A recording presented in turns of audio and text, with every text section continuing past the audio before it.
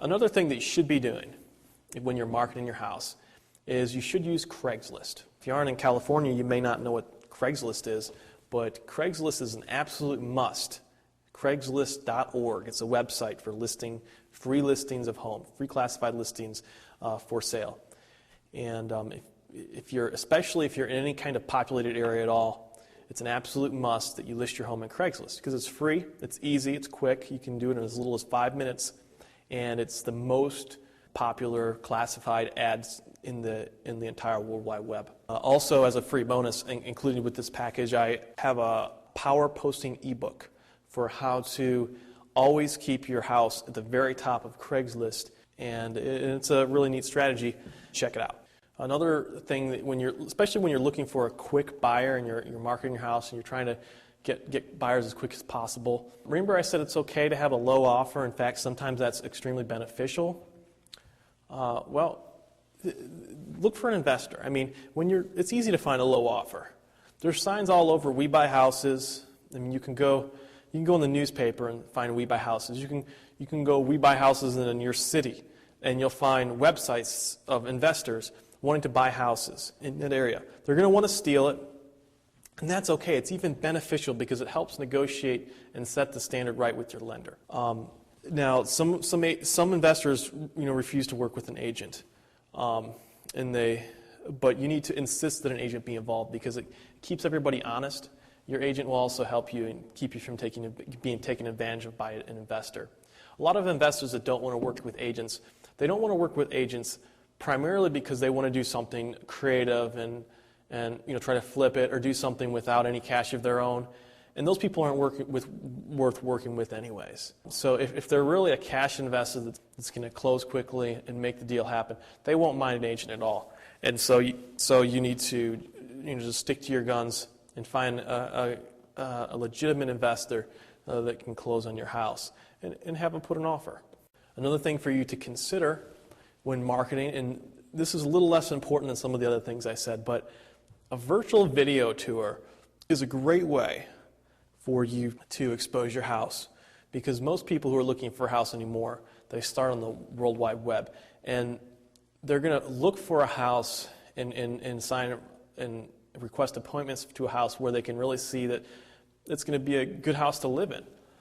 And the problem with the web is that you can only see so much of a house. So if you use a virtual video tour, you can really show how a house will look, as well as you can add music and voiceovers to help sell the house and create a certain feeling about the house. It's something that's pretty easy to do. You can use home software to mix video together. You can download free background, easy listening music from websites like freeplaymusic.com. When you take footage, you want to take slow, sweeping shots, side to side, up and down, and then merge them together for each room. If you're not artsy-fartsy, then don't do it. Probably need like a geek in the house or something like that to help you out if you don't already have experience. But if you have a way of doing it, it's a great idea. You can actually upload it to the web for free to YouTube.com, and then you can have an address for like $10, a web address. It could be like 123youraddress.com.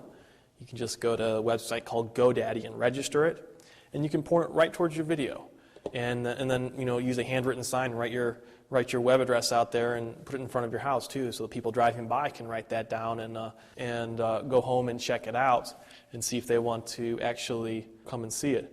It's a great sales tool. Although it wouldn't be the most important by any means, for some people it'll be more effort than it's worth. It's a great thing to do.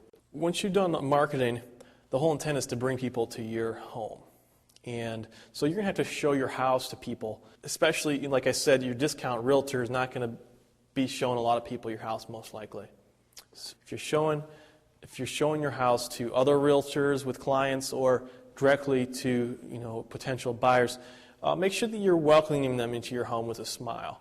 It's a big deal how you approach people, because if you're a mean person, they're just going to think of the house as a mean house.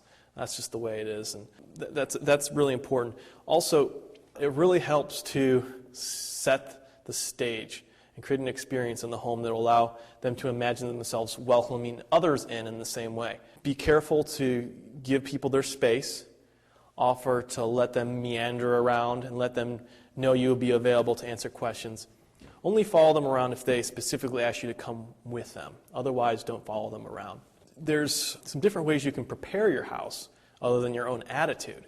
It depends on who you're showing it to. If you're showing the house and it's to just a seller and you have not yet had the bank come out to do a broker's price opinion, then you don't want to improve the house too much. If your house needs work or fix up before marketing and you can do it, just don't do it. This is because it increases the chance of the number one short sale killer striking your short sale. And that's that the bank evaluation will come in too high. If the broker hasn't come to evaluate your house, you just don't want to make it too nice, that's all. It's better to end up receiving a low offer from a buyer now because of the poor condition than to have the bank evaluation end up being too low. If the low offer doesn't work, you can always improve the house after the bank evaluation has taken place and then get a higher offer that meets the bank's minimum criteria. And we'll talk more on what to do when you're actually showing the house to the broker's price, to the real estate agent or appraiser that's going to be valuing it. When you're staging the house and it's after the broker's price opinion, they've already come out and you only have a low investor offer that probably won't go through, and you can afford to do some basic cosmetic fix-up to try to attract a better offer. If the bank rejects your investor offer, then go ahead and do that. I'm not a professional stager, but staging can make a difference. And so if that BPO has already come through, you've already had it valued, hopefully low, I have an accepted offer and a hardship short sale packet, where should I fax this or send this? I still need a buyer. You need to, number one, remove personal items when you're staging a house. These scream to people that this isn't your house. This is somebody else's house.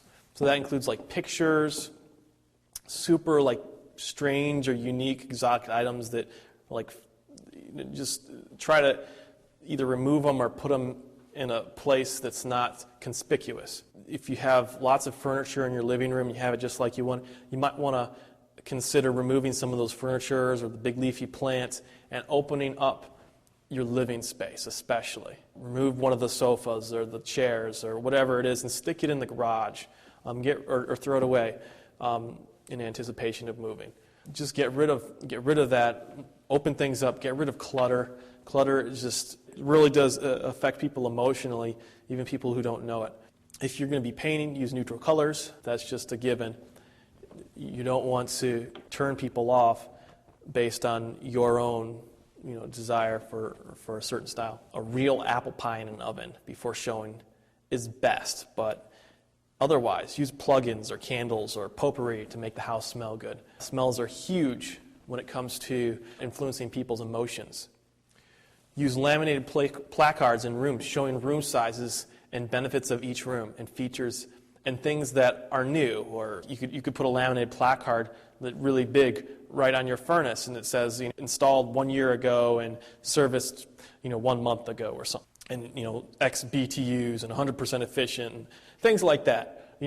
It just shouts features, and if you have that everywhere people go, it's like just an easy selling tool that's not pushy, because you can follow someone around and you can breathe down their neck, or you can just let them go around and see those signs, and that's actually a nice way to market a house and make it easy for people to see the benefits of your home.